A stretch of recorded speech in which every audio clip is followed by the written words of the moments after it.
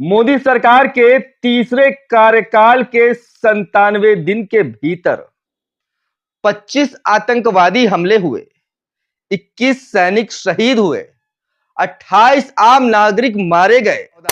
बेंगलोर में बम धमाका, 20 मार्च 2015 जम्मू कश्मीर हमला, 4 जून 2015 मणिपुर हमला, 27 जुलाई 2015 गुरदासपुर हमला, 2 जनवरी 2016 पठानकोट हमला, 6 अक्टूबर 2016 हंदवाड़ा हमला, 7 मार्च 2017 भोपाल उज्जैन ट्रेन ब्लास्ट, 11 जुलाई 2017 अमरनाथ यात्रा हमला, 14 फरवरी 2019 पुलवामा हमला। और फिर कितना सुनोगे आखिर आप? कब तक गिनेंगे हम? जी हां, जब आंकड़े ज्यादा हो तभी मातम होता है। अगर 20-30 लोग एक साथ ना मरे तो इस देश की आत्मा हिलती नहीं है। क्या हम सिर्फ शहीदों की गिनती करने वाली मशीनें बनकर रह गए हैं?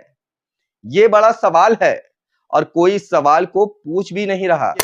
वहीं अखबारों ने गिनना बंद कर दिया, टीवी एंकरों ने टोन बदल ली, सोचा अब ये सब रूटीन है, इसमें आखिर नया क्या है?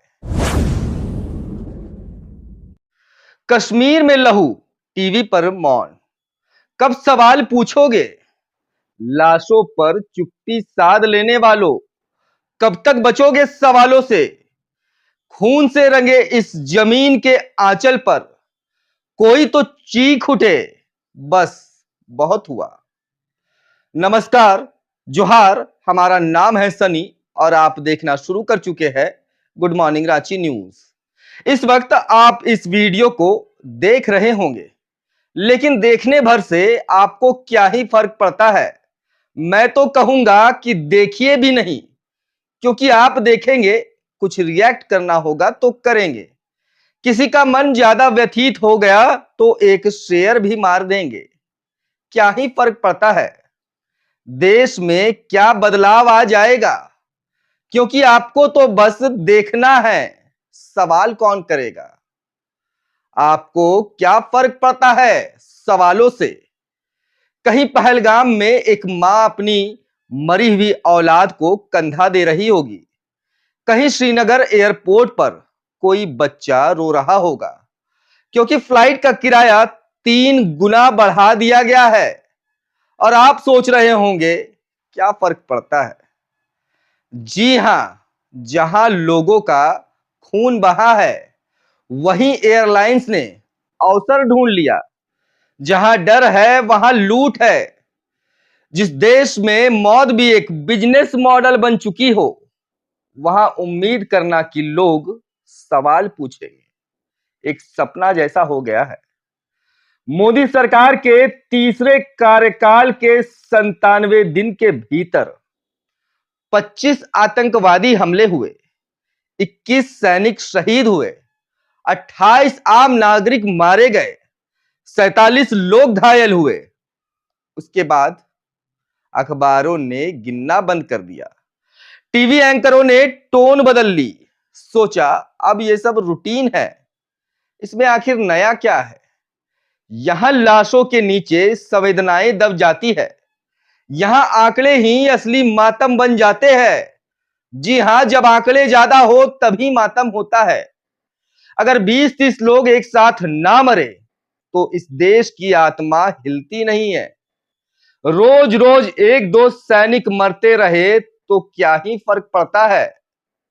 अब सुनिए, 28 दिसंबर 2014 बेंगलोर में बम धमाका, 20 मार्च 2015 जम्मू कश्मीर हमला, 4 जून 2015 मणिपुर हमला, 27 जुलाई 2015 गुरदासपुर हमला, 2 जनवरी 2016 पठानकोट हमला, 6 अक्टूबर 2016 हंदवाड़ा हमला, 7 मार्च 2017 भोपाल उज्जैन ट्रेन ब्लास्ट, 11 जुलाई 2017 अमरनाथ यात्रा हमला, 14 फरवरी 2019 पुलवामा हमला।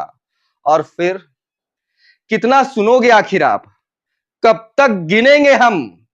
क्या हम सिर्फ शहीदों की गिनती करने वाली मशीनें बनकर रह गए हैं? ये बड़ा सवाल है और कोई इस सवाल को पूछ भी नहीं रहा। वहीं दूसरी तरफ रैलियों में शोर है, नेताओं की जुबान से दावा है, आतंकवाद खत्म हो चुका है। जो सियासत को शहादत की सीढ़ी बना लेते हैं, वो जख्मों के सौदागर कहलाते हैं। टीवी पर कोई नहीं बताएगा कि श्रीनगर से एयरफेयर 3 गुना बढ़ा दिया गया है। किसी टीवी में इस न्यूज को जगह नहीं दी गई। पहलगाम से भागते टूरिस्टों पर कोई सिक्योरिटी नहीं थी, यह कोई नहीं बताएगा। आतंकी हमले में सुरक्षा कर्मी तैनात नहीं थे, कोई नहीं बताएगा। लेकिन पार्कों के बाहर लड़के लड़कियों को पकड़ने के लिए गली गली में पीसीआर वैन तैनात कर दी जाती है। यह आप भी देखते होंगे। यह लाव लश्कर देखिए, कितनी गाड़ियां सिर्फ एक नेता की सुरक्षा के लिए है। लेकिन वही टैक्स देने वाला आम नागरिक जो सरकार को टैक्स दे रहा है, कश्मीर की वादियों में मरने के लिए छोड़ दिया गया। क्या जिंदगी है भाई। हर बार वही लाइनें, वही स्क्रिप्ट। हम हमले की कड़ी निंदा करते हैं, दोषियों को बख्शा नहीं जाएगा, मुंहतोड़ जवाब देंगे। Operation all out. बैठक बुला ली गई है। कितनी बैठकें करोगे? कितनी बार कड़ी निंदा के होठों को रंगोगे? ये अब जनता पूछ रही है आपसे। आज सवाल करना गुनाह है, लेकिन मैं फिर भी पूछूंगा, क्यों पहलगाम जैसे टूरिस्ट प्लेस पर सुरक्षा व्यवस्था नहीं थी? ये बड़ा क्वेश्चन मार्क है। क्यों आम नागरिकों की सुरक्षा ताक पर रख दी गई? यह सवाल है।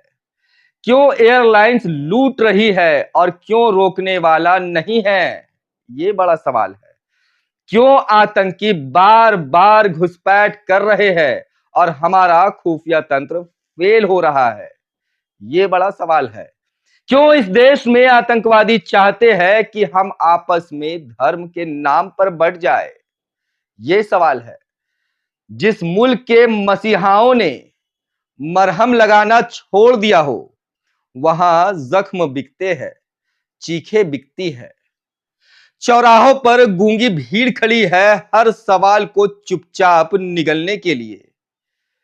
अगर इस देश को बचाना है तो डर से नहीं, सवाल से लड़ना होगा। क्योंकि याद रखिए, डरने वाले मरते हैं, सवाल करने वाले इतिहास बनाते हैं।